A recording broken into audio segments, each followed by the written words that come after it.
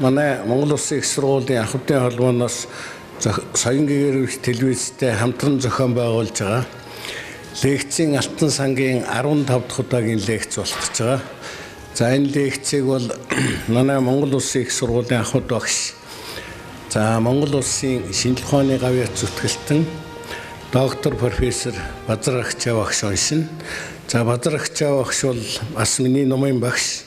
Аль дэртээ 10 дугаар ангид байхад бол анх одоо монгол хэлний хичээл над зааж ирсэн. Бас одоо их сургуульд ирэхэд бас ариун эрдмээ зааж ирсэн ийм ачт багш байна.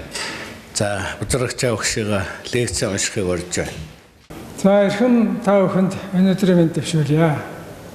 Би өнөөдрийн лекцээр монгол хэлний үгийн гарал түүний үндсэн нэгжийн тухай лекц унших гэж байна. За ингээд тухайн үндэстэн ер нь бид яаж хэлтэй болсон бэ гэдгийг сонирхдаг. Хэдийд бий болсон гэх мэтээр одоо асуултыг тавьсаар ирсэн. За өөнд бол хэжин жишэд үгийн гарлыг сайн мөсгөл хэдийд бий болсон тэр үндэстний өөр сонслог соёлыг яаж хэлэндээ авчулсан гэдгийг гаргаж тавихыг олдсон. За юм учраас үгийн гарлыг нэлээд чухалчлан үздэг. За үгийн гарал бол эртний грекийн этимон буюу үнэн гэсэн утгатай үгээс үүсэлтэй этимологи гэдэг хэлний том салбар шинэ ухаан бий болсон байна. За ингээд эртний хүмүүсээр нь бидний авианы амнаас гарч байгаа авиа цаад юм хоёрыг бодтой илрүүлж чадах уу? Энэ санамсаргүй тохиолдол уу? Эсвэл шалтгаан толботой юм уу гэдгийг нэлээд олон талаас нь авч үзэж хоорондоо бас маргалддаг ийм хоёр урсгал бий болсон байдаг. Тэгэхээр хүн төрлөختөн авиаг хэл сурах үндсэн их усүр нь бол уурлах, баярлах зэрэг одоо ийм сэтгэлийн хөдөлгөөний үгээс үүссэн юм уу гэж ингэж үзсэн байдаг. За энэ нь бол үүндээ айх, сандрах, бачимдах, баярлах гэх мэтээс гарсан тийм өөрийнх нь одоо төрөлхийн тийм аюул байдаг. За ийм энэ нь бол ерөөсөө үг биш, өгүүлэр байдаг.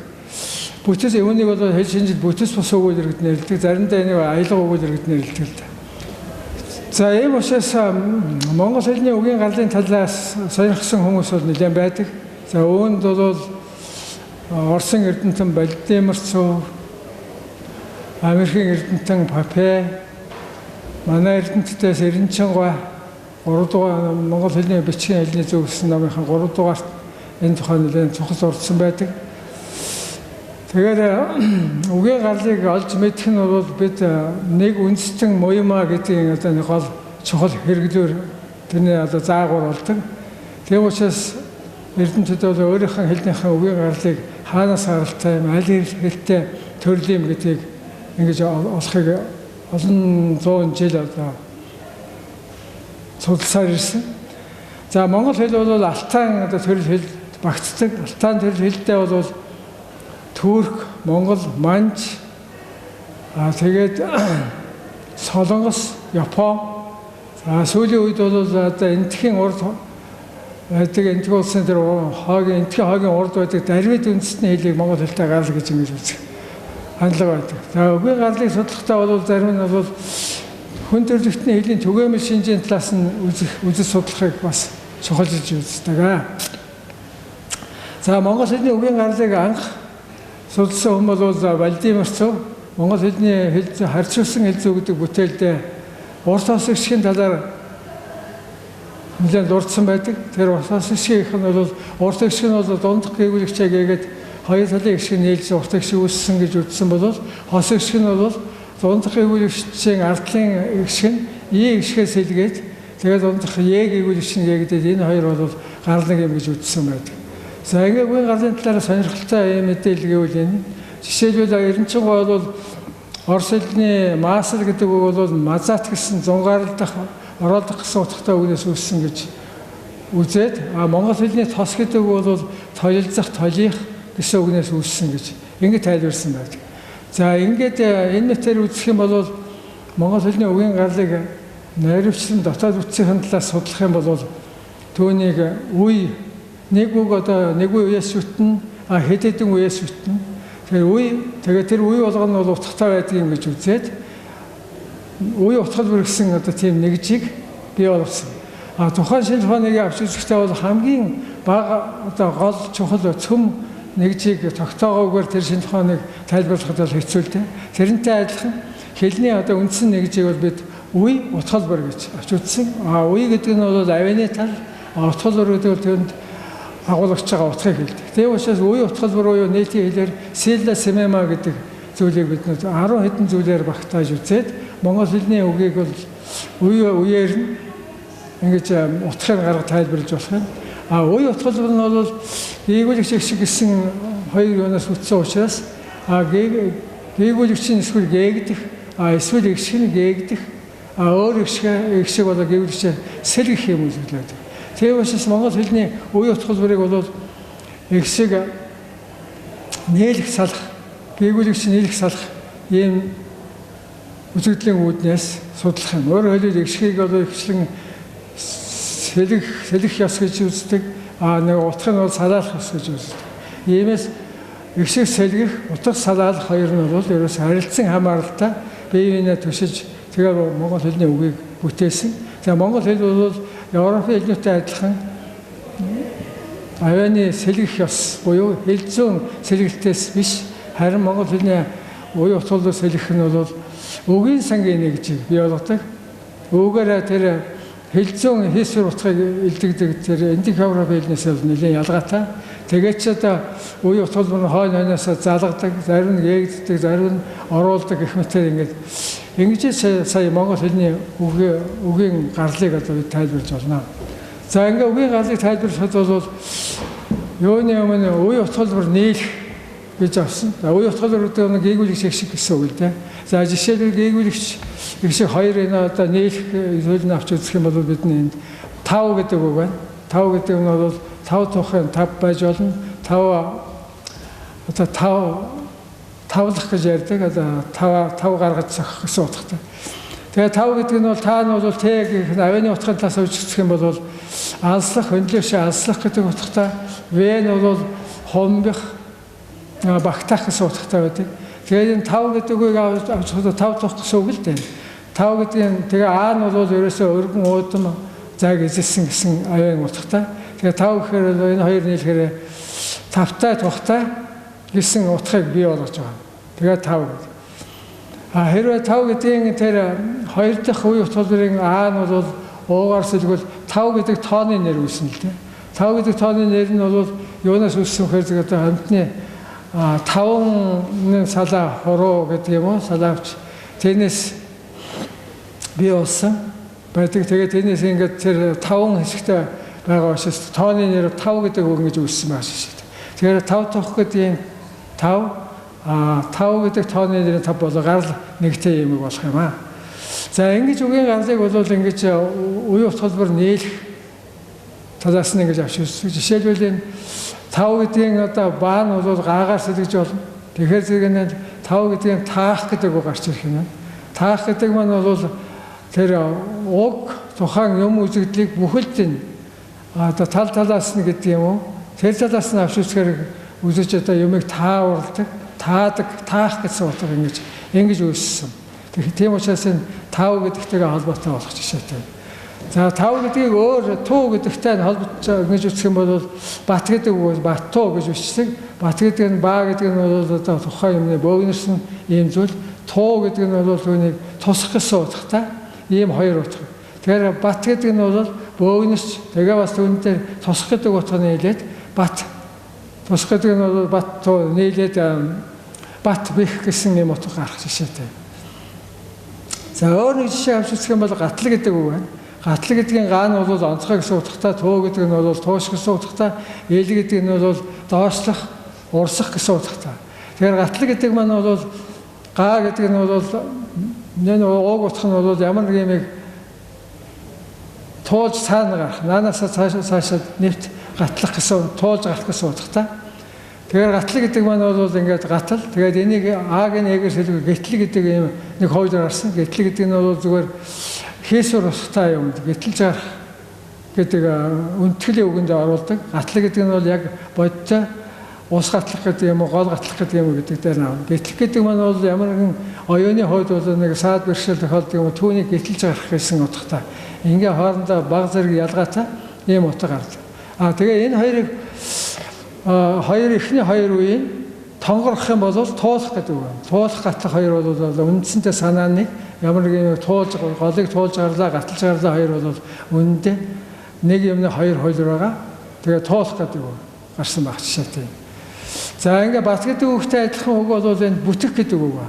Бүтэх гэдэг маань бүү гэдэг маань бол богинос бий болох, төв гэдэг маань бол төвшгөлсөн утгын бүтэх. Тэгээ уул бас нэг юм бүтэж бий болно. Бат гэдэгтэй баатай хоёр нийлээд бат гэдэг бих гэсэн утгатай гарахад бүтэх гэдэг нь бол мөн тэр утгаар нийлээ бүтэх, ажил бүтлээ гэдэг ч юм уу.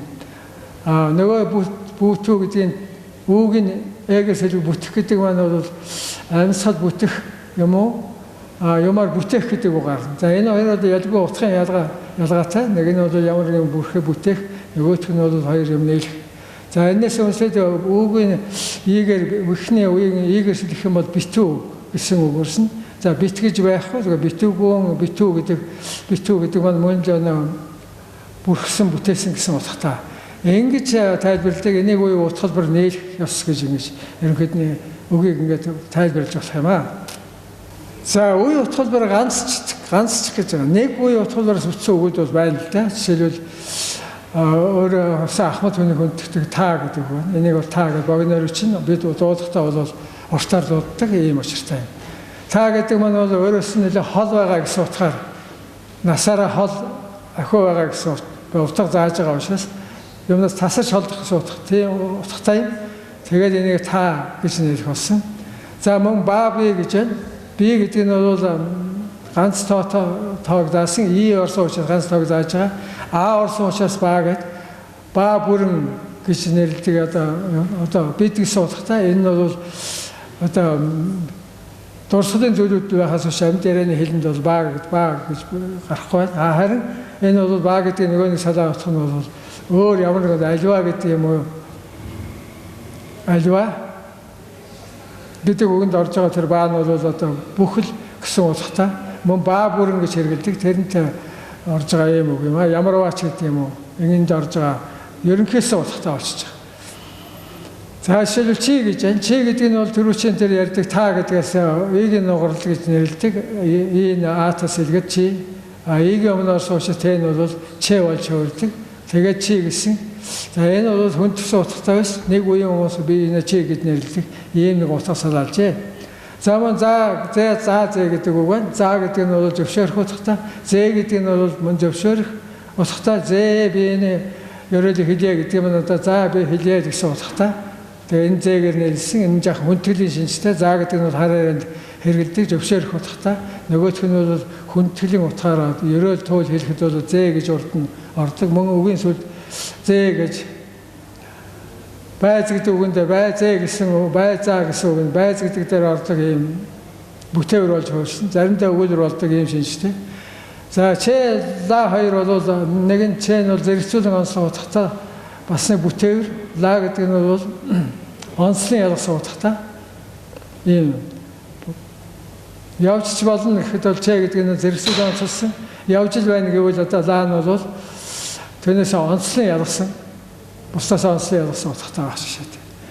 За ингээ хүний мэдрэмжийн холбогдлолтой одоо яа гэдэг ингээд үг байна л дээ. Энэ бол маш эртний үг. Өөрийн мэдрэмжээрээ өвдсөн бол яа гэдэг нь бол одоо яа гэдэг бас одоо гайхсан бахарцсан сэвцэн тийм үед яа гэдэг одоо өвдсөн үед бол яа гэх. Тэрнээс одоо яалах гэдэг үг нь бол тэндээ үүлэг болгоод ингээд. За ийм нэг ганцхан нэг үеэр бүтсэн ийм цөөвтөр хэдэн үгнүүд байдаг. За ингээ баа гэдэг нь бол бас баа гэдэг холбоос нь бол яг зогсос гэх гэсэн утгатай. Хоёр талынхаа өгүүлбэрийг одоо холбож өгдөг юм зогссон гэсэн байх гэдэг үгийн язгаар энд баа гэж ингэж орсон байна шүү дээ. Тэгээ санжай бол одоо монгол хэлэнд ер нь жинхэнэ холбоос бол баа гэдэг холбоос байна. Тэрнээс бусд нь бол дандаа үг байна гэж хэлсэн. Энэ бол үгний ганцхан үгийн язгаараас үүссэн. За баагийн нөгөө хуулиар нь бол буюу гэдэг байна. Уу бол тэгээд юу гэдэг цагийн нөхцөл заргаал буюу ингээд холбоос үүссэн. Тэгэхдээ тэр өөрийнх нь цаг заадаг утгаа алдаад холбоос болсон. За холбоос нь бол одоо Орос эдний И гэдэг ч юм уу тэрнтэй адилхан. Ганцхан баа гэдэг холбоосууд энгүүгээр үүссэн байх жишээтэй. За үе утгалбар давтах гэж байгаа. За энэ давтах гэдэг бол одоо ингээд та гэж байгаа. За энэ бол татах гэдэг утга нь тааг нь би хэлсэн. Татах гэдэг нь уртаашаа байгаа юмыг ингэж нааш нь бол татан тэрийг илүү хүчтэй татахын тулд дахид давтаад татах гэдэг үг гарч ирэх жишээтэй. Тэгэхээр хэд давтагдах нь татах гэдэг юм. За одоо татах өвчин гэдэг юм уу одоо юу гэдэг нь тэгвэл одоо энийг за чи гэдэг нь одоо энээсээ үлсэн жичих гэдэг маань бол та нь бол одоо аль орон зай өөрлөгөө одоо ингэж татах юм өөрлөгөө татах үйлдвэрч рүүгээ татах. Чи гэдэг нь бол жичих гэдэг маань харин өөрөөсөө бус руу яах ийм утга. И бол тэр төрөн би нэг төвхтэй утгыг илтгэдэг гэж хэлсэн. Тэгэхээр жичих гэхээр зэрэг одоо нэг юм модоор яг чичиж болно. Гар хуруугаар чичнэ. Гар хуруугаар чичээд байвал одоо монгол хүн бол нэлээд өөрөөр ойлгож шүү дээ, тийм ээ. За цочих гэдэг үг байна. За энэ бол орсон учраас гэнт уулга алдахад бол тэр нь бол огцомхон. Одоо уулга алдахад нэлээд тийм утгыг илтгэх нэлээд тийм байдлыг үйлдэлийг заасан учраас цочих гэдэг үг. Тэгээд энэ төрүүчийн чигээ цочих. За энийг бол яхаа сочих гэж бичгийн хэлэндээсээр нь хэлдэг. Ч бол одоо үнэндээ бол Т-2-оос нийлж бүтсэн ийм хамжийн шүрхийг үлэгч юм. Тэгээд сочих эсээр нь сэлгэж хэлж болно. Бичгийн хэлэнд бол сочих гэж байна. За чац гэж байна. Чац гэдэг маань бол бас л одоо чац өндөртэй, чац багантай гэж хэлвэл одоо энэ тэр уртаашаа заах тийм өндөр өшөө тийм утгыг зааж. За чацуу гэвэл одоо мөн энэ саяхан юундар гоо давуур залгаад насаар ижил гэсэн утгатай болж байна. За чацархайг бол энэ давтж байгаа учраас чацархай гэдэг үед мэдэн одоо өөх ихтэй тийм малын дотор их бид нь чацархай гэж хэлдэг. Тэр нь бол энэ давтаад байгаа чинь бол тэр юм элбэг болсон юм утга юм. За цуцах гэдэг бол мөн эцэг цуцах гэдэг энэ цуцах Ц гэдэг нь Ц гэдэг авиг хэлгээд бол хамжийн шүрхийг өгүүлэгч гэдэг маань бол нэлээд төвхтэй нэг агшинд бол хоёр өгүүлэгчийг давтаж хэлдэг. Бид ярианы хэлэнд бол Т-2-оор галгалдаг. Тэр чинь бол хоёр өгүүлэгч хамжийн шүрхийг өгүүлэгч хосгийн өгүүлэгч гэсэн үг. Хос шиг гэж байдаг бол бас хос өгүүлэгч байдаг. Монгол хэлэнд бол хосгийн өгүүлэгч нь бол энэ хамжийн шүрхт өрөнгө өгүүлэгч бол хосгийн өгүүлэгч юм. За энийг бол хосгийн өгүүлэгч гэж одоо дэлхийн ombuds хэлшээ элний шинжлэгчтэй нэг үзсэн байдаг. За ингээд цуцах гэдэг маань бол одоо ингээд тал тийшээгээ Ц бол ингээд тал тийшээгээ болж байгаа учраас тэр цаад юмд бол орох үйлдэж хийхэд бол юм төвхтэй болцсон ийм. Тийм учраас цуццаа гэдээ хоёр дахиж авахаар цуцах. За цуцал гэдгээ мэдэн цуцал гэдэг нь дутуу шатсан тийм юм хэлнэ тийм ээ. Бүрэн сайн шатаагүй. Тэгэхээр дутуу. За цуцлах. За энэ бол цуцлах гэдэг үйл үг болж байгаа юм. За цэцэн гэдэг байна. ЦЦ гэдэг нь бол тэр тал тийшээгээ яасан тэгээд ухаан сэргэлэн оновчтой хэлдэг одоо ухаанаас гарсан юм. Цацах гэдэг бол одоо тал дэш нь цацах. За мөн заримдаа цацсуух уу гэдэг ингээд бичдэг юм тал ба. За ингээд үе утгалбар бол ингэж өгөөхөн давтдаг юм нэг хэсэг үг байдаг. За үе утгалбар хорших гэж. За би тэр хүчээр нь бол давтах гэсэн одоо энд бол хоршно. За буцах гэдэг үг байж байна.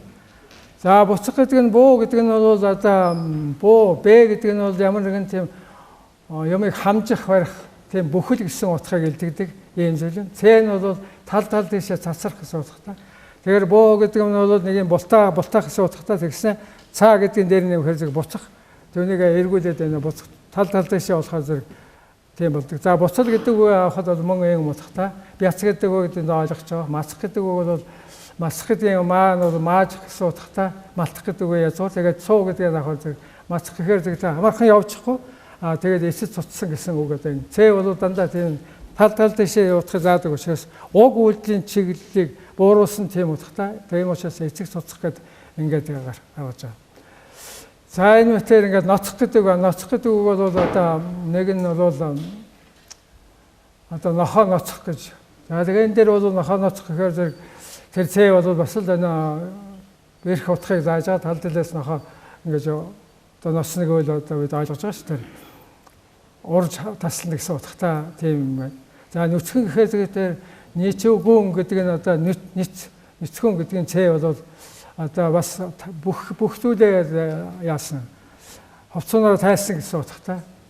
Нүцгэн мод гэвэл одоо мөчөө салаагүй мод ч гэдэг юм уу. Иймэрхүү тэр. Тийм утга нь. За мөч гэж байна. За энд мөчг гэдэг үйл өгөхтэй холбоотой. Мөчг гэдэг маань бол мөчтэй холбоотой. Мөч гэдэг маань бол цаашаа одоо салбарлаж гарсан ийм юм хэлдэг. Одоо бидний дөрвөн мөч гэж ингэж хэлнэ. За тэрнтэйгээ гарныг нь мөч гэдэг маань бол бас тэр мөчтэйгээ холбоотой. Мөч гэдэг маань түүний эсрэг утга авч байгаа. Мөчөд одоо энэ модыг гişүүг нь мөчөд авчих. Тэгээд тэр мөчүүдийн эсрэг утгыг бас илтгэдэг ийм тал гаргадаг. За ингээд бүч гэж байна, мөчөө гэж байна, мөчг гэдэг. За ингээд энэ цэ орохоор зэрэг бол ямар нэгэн тийм саад хориг хийсэн тийм утгууд гарч ирээд байна л дээ. За ингээд товчлоод. За үе утгал хөрвөх гэдэг. За хөрвөх гэдэг маань юу гэхээр цовж орсон хоёр үе утгалаар салаалдаг. За жишээлбэл та гэж байна. Жишээлбэл та гэдэг нь төрөөс ярьдаг нь тааламжтай гэдэг нь Таатай юу гэдэг нь та байна. Нөгөөх нь бол үйл болохоор таах гэдэг. За тэгээ энэ хоёр яагаад гарныг гэхээр зэрэг таа гэдэг маань бол ууг юмд бол хүн ерөөсөө тэр өөрийнхөө цаад юмыг сэрж ойлгосон. Уудам талбайгаар юмыг одоо өөр юм таамаглана гэвэл одоо нэг юм онох биш. Ерөнхийд нь өргөн үрээтэй авч үзэж тэрийг таамагладаг, таадаг. За тэгээ тэр нь бол тавтаа гэдэг юм. Тавтаа гэдэг төрөмбөл тайлбарсан. Тэгэхээр энэ хоёр бол ингээд хөрвөөд нэрээс үйл болсон юм уу? Үйлээс нэр болж хөрвсөн юм үзэгдлээ. За жишээлбэл тоо гэдэг нь тоогуух гэдэг юм. За энэ хоёр бол гарал нэг юм. Тоо гэдэг маань тоо. Юм тоосхын тоо. Нөгөөх нь тоохын тоо. Тэгэхээр энэ хоёр бол гарал нэг юм. Ганцхан тэр ардлын гаагуу хоёр зэрэгсэн. Тоо гэдэг маань бол ямар нэг юмыг тоолно гэдэг маань бол яг өөрийнх нь юунд өртөж байгаа юм хэсэг юм. Тоох гэдэг маань өөрийн сан сэтгэлд бас таарч байгаа тийм юм тоох. Тэгэхээр энэ хоёр бол ингээд ганцхан тэр гоо хоёроос сэлгээд үүссэн байх шээ. За тал гэдэг бол ойлгомжтой та гэдэг нь та гэдэг нь өргөш нуужим ил нь бол бас өргөн нэлгэр гэсэн утгатай. Тэгээд тал гэдэг. Ингээд тал уудам тал. Тэгээд талах гэхээр зэрэг тэр нь бол нөгөө нэг сөрөг утга нь бол талах. Талахын талах байгаа. За энэ бол таслах гэсэн утгатай болоод явж байна. За энэтэй ингээ гарал нэр үйлээрээ гарал нэг байна. За бухах гэж байна. За бухах гэдэг амьтны бидний сайн мэднэ. За бухах гэхээр зэрэг бол мөр болгохтаа яаж бухдаг гэхээр зэрэг одоо толгой доош нь хоёрын завсар хийж бухдаг. Тэгэхээр тэрний бол бухахтаа төстөө бухах маань бол одоо өргөж энэ доош юу гэдэг чинь өхөр бол ерөөхдөө тийм шинжтэй. Энэ хоёр үг бол ингээд бухах гэдэг үгээс гарал нэг. За бүр гэдэг үгтэй холбоотой. Бүрэн гэвэл бүгдийг хэлнэ. Бүр гэвэл одоо жаахан ялгаа нь бол нэгжилсэн утгатай. Нөгөөх нь бүрэн гэвэл бүтэн. Бүр гэвэл одоо тэрийг бүхлийн хэсгийн заасан утгатай. Бүхлийн хэсгийн харьцаа заасан утгатай байна. За ингээд бүрэх гэдэг юм байна. Энэ жаахан хуучиг аяны гэрийг хэлдэг юм байна. Нөгөөх нь бүрхэх. Тэгэхээр аяны гэр гэдэг маань бол майхан шиг тийм жижиг гэр. Ганц хоёр хүн орчдөг тийм этний үг байна л дээ. Аяны гэр нэрэлдэг. За бүрхэх гэхээр бүрхэх. Тэнгэр бүрхэх гэдэг юм бүрхэх. Тэгээ ингээд бүрхүүлээд байдна гэсэн үг. За зүй хоёр. За энэ хоёр бол нэг нь нэр, нэг нь үйл. Хоёулаа бас гарал нэг. Нэр үйлээр зүй тогтол гэвэл нэг. Зүй гэвэл одоо юм зүүж аях. Тэр хоёр. Зүй тогтол гэхээр ямар нэг юмнуудын тогтолцооны хэсгүүдийг одоо biz олд тогтоовол тэр нь зүй болно. Зүй гэвэл одоо энд нэг жижиг оруулгана зүйгээ хийчих гэвэл тэр чинь бас тэрнтэй адилхан болж ирж байгаа.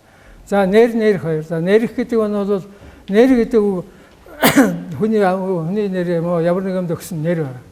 Тэгэхээр эртний одоо грек гэрэмийн хүмүүс юм уу одоо нэр гэдэг үгийг сонирхдаг. Нэр гэхээр зэрэг хамаагүй одоо тэр юмыг шууд нэрлж болдоггүй болгоомжтой байх. Яагаад гэхээр тэр нэр гэдэг бол цаад юмны мөн чанарыг сайн илдэгдэг учраас өөрөөр хэлбэл тэр нэрх гэж байгаа. Тэр утгаар ойлгоод цаад юмын тэр дотоод шинжийг гаргаж ирж хамаагүй тэгж болохгүйсэн учраас хүний нэрийг хамаагүй дуулаж болдоггүй. Тэгээд нэрх гэдэг маань арх нэрх гэсэн. Тэр бол уг юмны одоо дотоод шанаа нэрж одоо нэрвж тэгж гаргаж ирдэг. Тийм учраас нэр гэдэг үгийг бол тэрнтэй адилханаар ойлгож тэгээ хүний одоо монголчууд бол хүнийг хамаагүй нэрээр нь шууд дуудах юм ахлах хүнийг тэгж дууддаг. Тэгээ нэрий тэгээд энэ бол нэрий гэдэг нь тэр iyэд ороод нэлээ хүндтгэрийн шинжтэй ийм болсон үг байна. За ингээд уян утгал зүр хөрвөх гэдэг маань бол нэр үйл хоёр салаалахыг хэлж байгаа. За уян утгал бүр задгаарах гэдэг нэг юм үзэгдэл байна.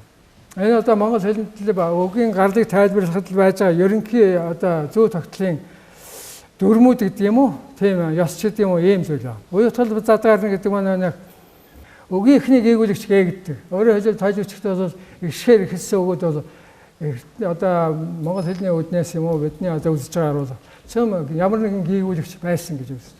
За энэ бол яхаа Рамстав Хилиагийн хуулиар бол үгийнхэнд фэ гээгүүлэгч байсан гэдгийг та бүхэн сайн мэдж байгаа. Одоо энэ бол хэл шинжлэлийн удирдлагын пагва бол пэгийн шүрх фэгийн тэгээд хоосон болсон юм жишээг та бүхэн сайн мэдж байгаа. За тэрийг бол пэгийн Рамстав Хилиагийн хууль гэдэг нь. Ганцхан үгийн эхний пэ биш. Миний очоод үгийнхэнд байгаа бүх гээгүүлэгч тухайн нөхцөл гээгдэж болно гэдэг. Тийм санаа гардаг. Наашаал эцэг гэдэг үг цоцох гэдэгтэй холбоотой. За тэгэхээр энэ эхний ихшийн сэлгээл тэгэл эхний цэн гээгдэд эцэг цоцох гэдэг. Ингээд нэг шинэ үг үүсэж байгаа. Тэгэхээр энэ дандаа үг бүтээх аргуудыг би яриад байна л. За үүх түүх гэж байна. Үүх түүх гэдэг маань бол түүж авах гэсэн утгатай түүх, аргал түүх гэдэгтэй адилхан үг юм.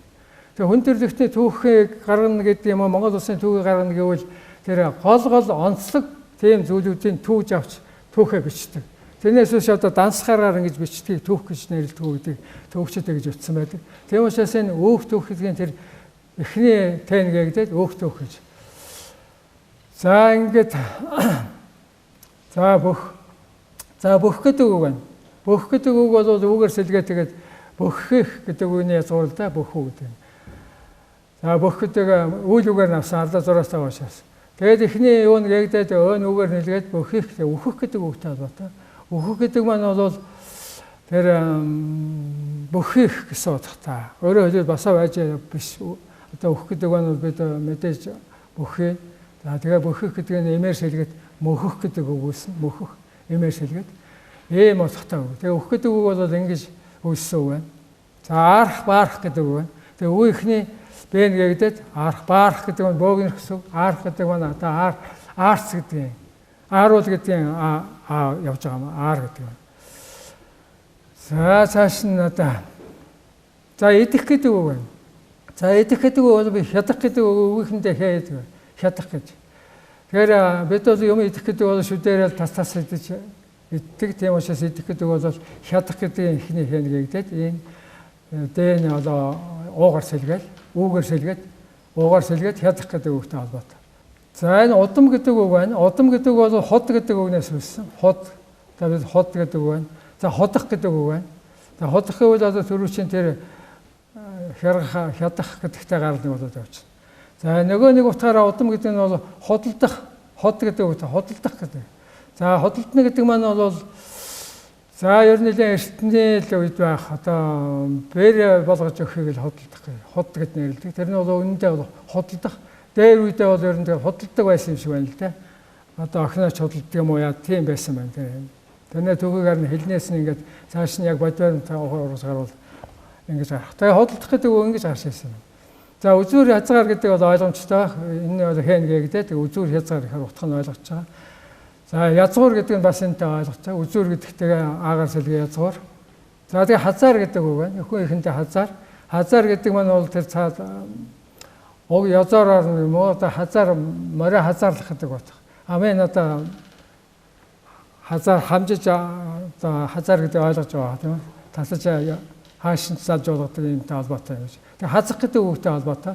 Хазна гэдэг нь төрүүчийн тэр идэх гэдэг үгтэйгээ хядах гэдэг үгтэйгээ холбоотой байна. За ивэх гэдэг үг бол ивэх гэдэг үгтэй холбоотой юм байна. Ивэн гэдэг маань бол ямар нэгэн юм тэгшлэх гэсэн утгатай ийм үг юм. Тэгшлээд одоо дор юм ивэн шүү дээ. За тэгээ эндээсээ би ивэх гэдэг үг үлссэн гэж ингэж бодчихъя. Ивэх гэдэг үг. За ивэн гэдэг маань бол тэр хүн ямар нэгэн одоо өвгдийн ивэн гэдэг цаад хүний одоо нэг боломжгүй байгаа юм тусчаар үед нь бол одоо юм ивэж тэтгэдэг ийм үг. Энэ бол ивэх ивэс гэдэгтээс гарсан ийм үг байна л да.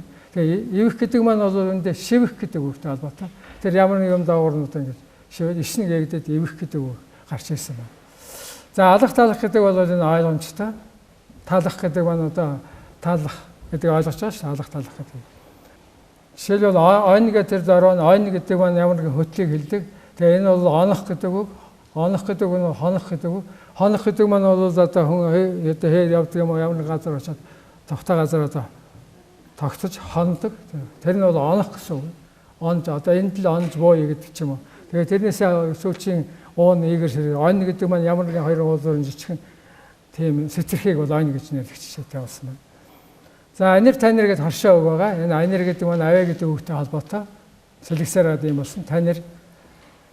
За ингээд танар, үнэр танар гэдэг үгтэй холбоотой. Таних гэдэг үг бол үнэр танар. Тэгэхээр эртний хүмүүс бол мэдрэмж их сайтай байдаг учраас тэр юмыг үнэрлэдэг. Үнэр танар гэж хоршоо гаргаж ирээд тэр өвөө нөгөөр сэлгээд үнэр танар гэж ингэж ярьдаг. За ингээд энэ бол тэгээ үнэр тэгээ аваа гэдэгтэй холбоотой гэж төрүүлсэн. Таваас ам гэдэг үгтэй холбоотой. Аваа гэдэг үг бол ам гэдэг үгтэй холбоотой. Яагаад гэхээр зэрэг одоо амьсгалахгүй бол одоо тэр чим болохгүй болдог. Тийм учраас тэр амьсгалж явал одоо тэр амьтай байна гэж байна. Тийм учраас энэ амьтай байна, аваатай байна, амьсгалтай байна гэж ингэж гаргадаг. За цааш нь ингээд одоо эмчих гэдэг үг, хэмчих гэдэг үгтэй холбоотой. Амжих гэдэг үг бол хамжих гэдэгтэй холбоотой. Эмжин гэдэг ойлгож байгаа тийм юм эмжин. Эмжин гэдэг нь тэр цааш хэ урдаа байсан учраас хэмжих гэдэг ингээд хөлсөн хамжих. Тэгээ амжих гэдэг үг үсчээ.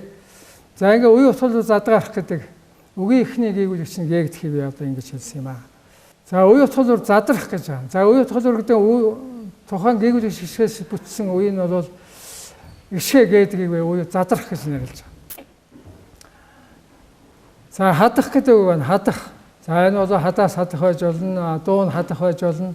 Тэгээ энэний хэн гээгдээд хадах гэдэг үг гэж болно. За тэгээд хадах гэдгээс хатгах гэдэг дэгийн ардлын аан гээгдээд хатгах гэдэг үг үүснэ. За хатгах гэдгийн хэн гээгдээд атгах гэдэг үг байна.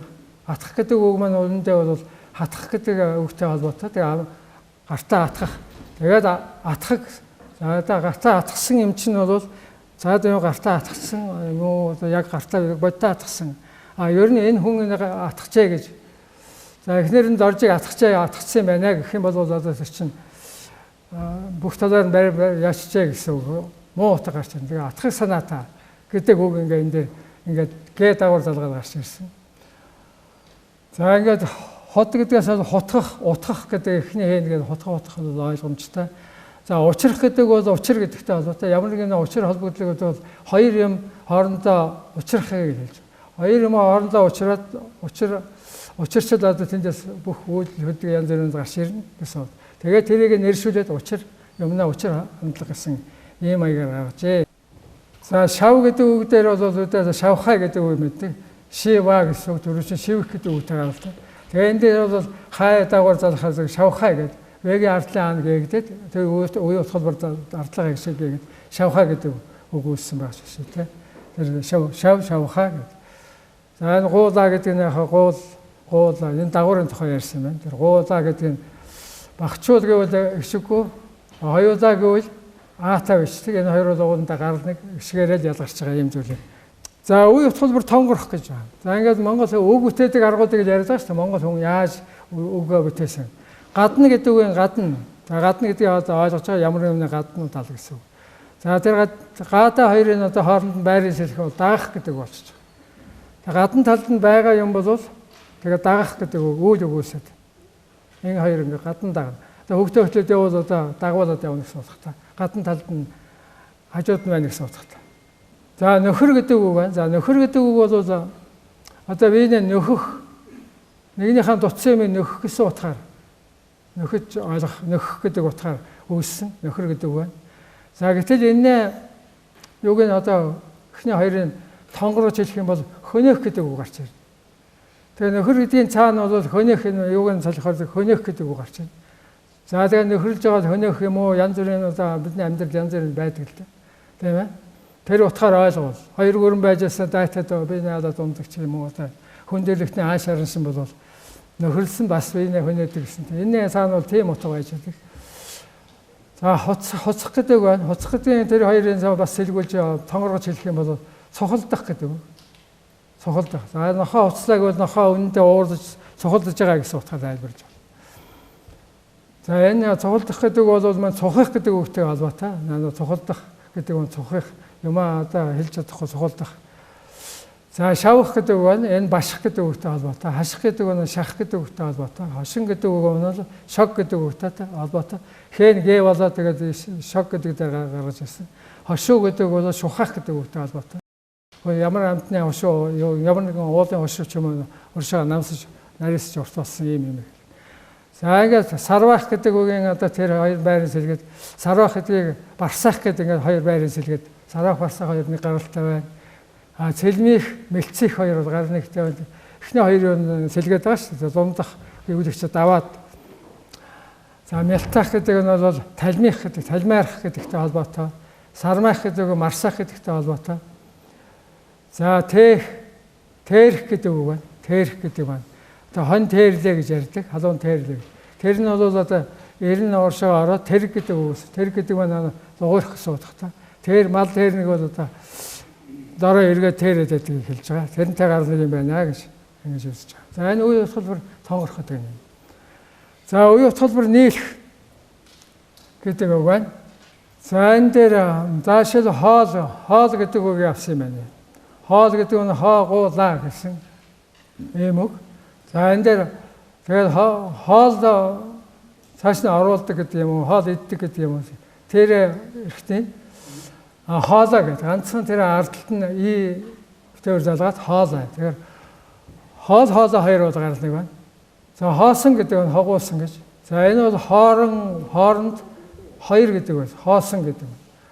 Хоёр юмны хоорондох зайнаас хоосон гэдэг үүссэн байна. За тэгээ хоосны сургаал мургаал гэдэг ингээд эсрэг тесрийн нэглийг харуулсан тийм зорны сургаал байдаг. За ингээд хоёр гэдэг тэр ген ягэрсэл хоёр гэдэг хоо язуур дарширсан. За ингээд хос гэдэг юм ингэж байна. За энэ дээр наад гэдэг тэр ардлын урт тосог шиг бид түрүүн Владимирсын яг тайлбарсан. Урт тосог шиг бол наад гэдэг үгэн дээр най гэдэг үг, найз гэдэг үг ч юм уу, найрлах гэдэг үг ч юм уу ингээ гараад ирнэ. Тэгэхээр тэр гэгийн ардлын аан бол ийгээр сэлгээд тэгээ ийгээр сэлэхээс энэ бол гэгээ е болгож хуургаад тэгээ наад гэдэг бол найр гэдэг үгтэйгээ ингээ холбоотой. Ингээ урт тосог шиг бол нэгэн зэрэг үүссэн тийм үзэгдэл юм гэж Владимир Сүзэр юмдаа тайлбарсан байдаг. Жишээл цагаан гэдэг бол цайх гэдэг үгтэй холбоотой. Тэгээ урт тосог шигээр ялгардаг байгаа ш. Буу гэдэг үг бол байх гэдэг үгтэй холбоотой. Орон байл нөгөөтгийнхээ дээрээс доош байх буухал гэсэн. За дайр гэдэг үг байна. Дайр сунгах гэсэн үг. За энэ бол тэр гаан бол хос шигээр егэр сэлгээд дайсан гэдэг үг. За дайсан одоо дайсгах гэдэг бол үүндээ би энэ дайр сунгах тэгээ ялах гэсэн тийм өнөө дайсан гэд нэрлэх гэж жишээтэй. За та гэдэг үг, тай гэдэг үгтэй холбоотой. Тай. Тайлбарлах гэдэг нь та. Та гэдэг нь юм таамаглаж байна. Дараа нь бол гаан уртаж ирэх тайлах, тайх гэсэн юм тайлах гэсэн утга гарч ирсэн байна. За ингээд туулах гэдэг үг, туйлах гэдэг үг. Ямар нэг юм туулдаг шууд гатлаад гараад явж түрүүн ярьсан байдаг. Гатал гэдэг үгтэй холбоотой. Тэр хос шигээ хэлэх юм бол туйл гэвэл одоо бид сайн мэднэ.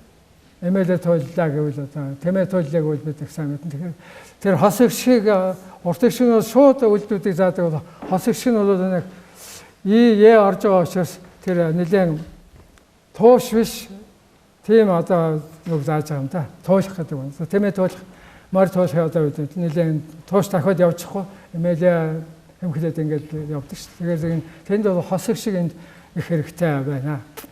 За нээх нийт гэдэг юм. Нээх тэргээ хоёр сэлгсэн. Ноорх гэдэг үг байна. Тэр нь бол нойр гэдэг үгтэй холбоотой. За ингээд утга нь бол ойлгож байгаа. Нойр нүрээд ирлээ гэдэг нь тэр ноороод ирж байгаа гэсэн үг. Ямар нэгэн ноорсон одоо юм шиг болчих нь л да. За та юу заа гэж байна. Заах, эрүү заах гэдэг. Тэгээд энэ дээр заах гэдэг. Уул зайгаад явна, зайж явна гэдэг нь уулаар зайж явах үед мэдэн тийм шууд явчихгүй ингэ зайж явна. Тэр нь бол нэг заа гаргаж явна гэдэгтэй адилхан ийм утгатай үг байна. За зүүх гэдэг үг. За ингэртэй зүүх. За түрүүчийн ярьдаг зүй гэдэг хос ихээс үлгээд зүүх хоёр бол ижилхэн байгаа л утга нь. За түрүүн би ярьсан. За зуух амандаа зуух. Тэгээд зай гэдэг үгтэй холбоотой. За аажим, уужим, айзам холбоотой. За ингээд агаари гэдэг айрах гэдэг айраг гэдэг үг ингээд холбоотой гэх жишээ. Энэ тэр гээгээ гэдэг үг бол гээгээ гих гэдэг үгтэй холбоотой. Гэх мэтэр ингээд ордоо шигүүд хоорондоо сэлгээд. За энд оруулбар гэж байна. За энэ түрүүн би ярьсан. Оруулбар авьяа. Дунд нь ямар нэгэн авиа сэлгэж авиа шоргож орохыг хэлж байгаа. За шигэх гэдэг үг байна. Юмлоо шигэж орох одоо шивэх гэдэг үг. Тэрний дунд нь эн орохоор зөв шингэн гэдэг үг үүсэж байгаа. За шингэн гэдэг үг яаж үүссэн гэхээр тэр шингийн юм чинь бол дандаа цаад юмлоо шигэж ордог, усаж ордог юм. Тэгээ дунд нь эн гэдэг оруулбар орж чаасаа шингэн гэдэг үг гараад ирж байгаа. Одоо шигэж урсж ордог гэсэн. За зөөх гэдэг үг байна. Зөөх гэдэг бол Монгол хүчийн одоо эртний дурсгалууд зөнгөх гэж хэлдэг. Зөнгөх гэж. За зарим нутгийн айлгуунд ингэж хэлдэг баг. Энэ одоо дунд нь одоо энэ оруулбараар зөнгөх гэж. За заах гэдэг үг байна. Хичээл заах гэдэг үг. За энэ урд нь дунд нь одоо хэлний хоорхын орохоор зангах гэдэг үг. Ямар нэг юм гараар заалаа гэвэл одоо хичээл заалаагүй жигаах гэж хэлнэ.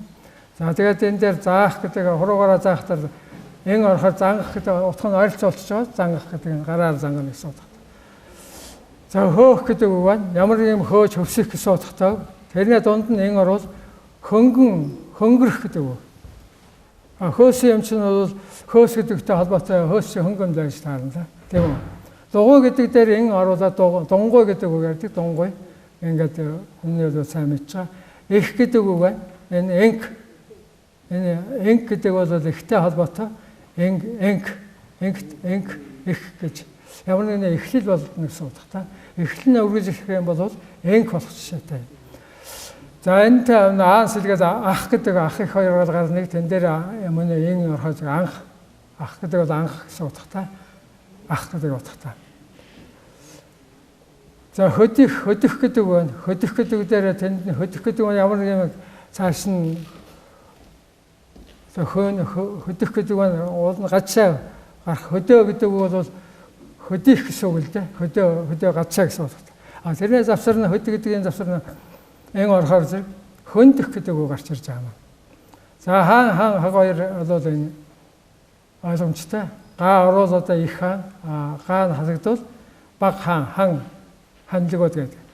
Баан гэдэг бол банцэн гэдэг юм банцэн байж магадгүй. Баан гэдэг нь хятгаралтай үг гэж зарим нь хэлдэг. Тэн дээр гаан орохоо баан гэдэг бөөн гэж суудаг. Тэгээ бөөн гэдэг ард нь байж байна. За ингээд өөрөө солих гэдэг үг дээр В гэдэг юм бас тэр ишгүүлэгчийн завсар шурж ордог. За сольб гэж үгээс. Сольбох. Нүдэн сольбох. Сэл гэдэг сели юм уу сели гэдэг хоёр янзаар бичдэг. Тэндээ сэлбэх гэдэг үг.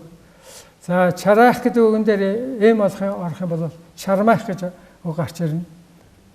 За авиа өгтөр гэж. За өгтөр монгол хэлэнд өгтөр гэдэг юм байна уугүй юу гэдэг дээр одоо жишээлбэл вертикал бол монгол хэлэнд өгтөр байна гэж үздэг л дээ. Тэгээд энэ бол мет гэдэг үг бол бэл түших гэдэг үгнээс үүссэн мет гэдэг. Тэгээ бэл түшний гэдэг бол монголчуудын ойлгож байгаагаар бол бэл газар уулын бэл газар одоо буудаг суурьшдаг юм байна л дээ. Бэл түшний гэдэг. Уулын бэл түшдэг. Тэгээ уулын хөндөд 100 очиж хасаж одоо бэл түшнийг одоо үйл цагийн ойлголт байна л дээ. Тэгээ бэл түшин. Тэгээ бэл түшний гэдгээс B2 2 нийлээд мет гэж. Бэл түшний гэдэг нь тэр бэлтгийг адилхан болно гэсэн утгаас бэл түших гэдэг үгнээс мет гэдэг юм адилхан утга гарч ирж байгаа жишээтэй. За үгийн ихэнд одоо тэр нанцэг санцэг гэдэг ингээ хоршоо үгнүүд байна л дээ. Олох доолох гэдэг. Д гэдэг нь бол дуу гэдэг үг, дагах гэдэг үгтэй холбоотой. Олон, олох доолох гэдэг нь олон, тэгээ бас ямар нэг юм олно. Д гэдэг нь давтах утгатай юм байна. За ингээд ерөнхийдөө нэг юм 10 хэдэн зүйлээр, 10 зүйлээр бол монгол хэлний үгийн гарлыг тайлбарлаж байна. За энэ талаар бол яг миний одоо бичсэн зүйлүүд бол 92 оноос хойш одоо гаргасан бүтээлүүд Монгол хэлний үгийн гарлын талаар бичсэн. Энэ бүтээлүүд бол ийм байна. Монголын авиас хэлэх бас энэ хэдэн ном. За энд нэг ном надад иччихнэ харагдаж байгаа юм. Энэ цуврал бүтээлүүд. За энд нэлээд тамаар гаргаж. За ийм бүтээлүүд хийж гаргасан юм. За ингээд миний хэлэх зүйл дууслаа. Анхаарал тавьсанд их баярлалаа.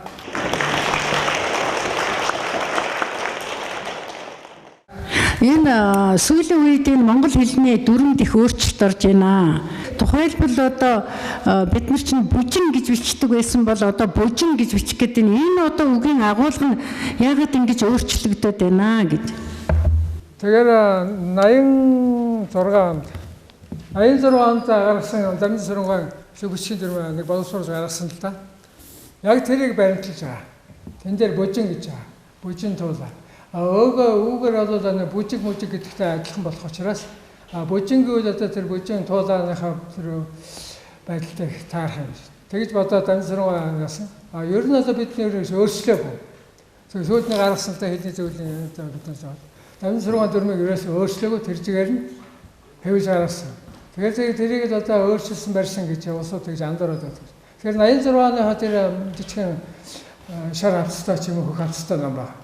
Тэрийг л яг барихад болно. Яг тэр чигээр тэр дүрмийг ерөөсөө нэг ч хондоогүй. Тийм юм байна. Бужин гэхээр тэр нэг бөөрнхөн юм байгаа учраас тэр суулаач одоо ингээд бие хураагаад ингээд тэргээр нь за бужин гэд хоёр үгийг одоо тэр бужин бүжиг гэдэг ялгасан байна. Тэгэхээр энэ бол аваа ингээд чөлөөтэй сэлгдэг ийм үзэгдэл байдаг. Монгол үчээр нөгөө бүх хоёрыг адилхан бичдэг. Тэгээ энэ эртний гарал нь бол ер нь нэг байсан уу? Сүүлдээ авааны юугаар бол өөр болсон уу? Бөө гэдэг нь бол тэр бөөрнхий гэдэг үгтэй гадалтай байгаа. Бөө гэдэг. За бөөлнө гэдэг маань одоо бид сайн мэднэ шүү дээ. Яадаг юм хэр зэрэг л одоо ингээд одоо ингээд ерөөсөө ингээд бөмбөрөөд байдаг үст одоо бөөлж байгаа гэдэг чинь тэртэй холбоотой. Нэг нь юу гэлээ? Бүх гэдэг нь бол хээл дээ. Тэрнтэй холбоог юу? Гээ хоор сэлгэн. Бүх гэдэг нь бол одоо бах гэдэг үгтэй гарал. Тэгтээ бүх бат юм бүх. Тэгтээ монгол үчээр нэг л үч. Тийм. Бүх. Тийм. Бүхэх гэдэг үгтэй холбоотой. Миний нэг шүүмжлээд яриад байгаа нэг зүйл соёл урлаг гэл одоо яриад байдаг. Дээр дургуул яриад байдаг. Гэтэл энэ хоёр одоо үгч нь бол шал өөр хоёр утгатай. Тэгээ манай энэ одоо оюуны боловсрал чинь бол маш гайтай юм болох гэдэг гэсэн юм нэг ярина л да. Тэгэхээр таавал яг гэж үз. Соёл урлаг гэдэг тийм үзэгдэл ертөнцид байхгүй гэж хэлэх гэж байгаа юм би. Соёл гэж үзэгдэл би урлаг гэдэг үзэгдэл би тийм ойлголтууд байгаа. Тэгэхээр яг соёл урлаг ерөнхийдөө урлаг гэдэг бол уран урлаг гэсэн үг л дээ. Тэгэхээр соёл урлаг хоёр бол тэгээ хоршоод утгаараа ерөнхий байгаа учраас хоршиж хэлээд ирсэн байна л дээ. Гэтэл одоо ингээд одоо шинжилгээ хөгжөөд гэдэг юм уу? Соёл гэдэг тусна авч үзээд урлаг гэдэг тусна хоёр өөр байгаа учраас тэгж өөрөө тэгж асууж байна л дээ. Ер нь соёл урлаг бол хамтал явж ирсэн зүйл те. Одоо бол харин соёл урлаг гэдэг нь салтсан байж таа. Соёл судлал, нөгөөх нь урлаг судлал ийм болсон байна. Уг нь анхандаа бол нэг нь урлах гэсэн үг, нөгөөх нь бол уралснаас соёл үүснэ. Соёл гэдэг маань бол одоо та хоёр мэдж байгаа л тийм ээ. Соёо багшаа. Тэгэхээр би нэг ийм юм ихтэй энэ монгол хэлнийхний харин юун дээр суугаад хоёулаа чока хоёулаа сууж байна. Энэ хоршоо хам холбоо хэллэг гэдэг чинь бол онолд бол хамгийн гайтай асуудал ба шүү дээ гэж хэлэх гээд байна л та. Хоршоог утгаар нь хоршин, эсрэг утгаар хоршин, төрсөө туутахыг хоршин. Тэр хоршоо үгийг монгол хэлнээс авч болохгүй л дээ. Ерөөсөө хоршоо үг чинь монгол хэлэнд асар их. Тэгэхээр яг онл бол салгаал явчихгүй. Тэгээ хоёр өөр үг. Тэгвэл нааш нь бол ерөөсөө хоршоог гүүгээр одоо монгол хэлчих бас оршин тогтоход хэцүү. Энэ ойролцоогоор эсрэгээр нь төсөөтэйгээр нь зүйлээр нэг дөрвөн зүйлээр нь хоршиж хэлдэг. Тэгжээ тэр утгынхаа багтаамжийг гаргадаг гэдэг тийм сэтгүүтэй юм. Монгол хэлний үгийн гарлын тухай лекц онцгсон шинжлэх ухааны гавьяалцлалтын доктор профессор Базрагчтай багштай баярлалаа. За багш бол 94 онд намайг одоо бас залуухан багш байхад нэг номоо бас редакторлж өг гэж шаваа тоогоод редакторлуулж ийсэн. Тэрүүнд нь одоо бас намайг тоож байгаад баярлж ийсэн. За тэгээд сайхан лекц уншчихсан багштай энэ манай Монгол Улсын их сургуулийн хотын холбооноос гаргасан мэрэгдийн алтан номоор мөн одоо энэ манай холбооноос гаргасан ийм морин хуурын хэлбэртэй палаш байгаа. Энэ хоёроор бэлэг барьж байна. За тэгээд энэ номын 264 дугаар талд бол багшийн намтар бүтээлийн тухай байгаа. Цаашдаа гарах номд бас орно. За багштай цаашдын эрдэм ухааны ажилд нь их амжилт хүсье. Баярлалаа.